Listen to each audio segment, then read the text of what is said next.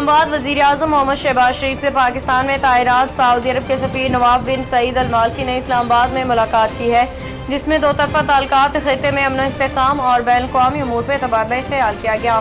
وزیر اعظم نے خادم الحرمین شریفین شاہ سلمان بن عبدالعزیز اور سعودی ولی عہد وزیر اعظم شہزادہ محمد بن سلمان کے لیے نیک تمناؤں، خلوص پہ مبنی جذبات کا اظہار کیا۔ شہباز شریف نے 24 جون کو ولی عہد شہزادہ محمد بن سلمان کے ساتھ ہونے والی حالیہ گفتگو کا حوالہ دیتے ہوئے مشرق وسطیٰ میں قیام امن کے لیے سعودی عرب کی کوششوں کو سراہا۔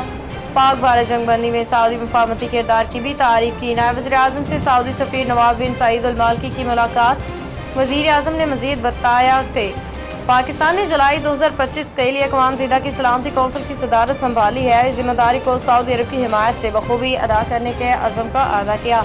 اس موقع پہ سعودی سفیر نواف المالکی نے خطے میں امن و استحکام کے لیے پاکستان کے مثبت و تعمیری کردار کو سراہا، وزیر اعظم کا شکریہ ادا کیا۔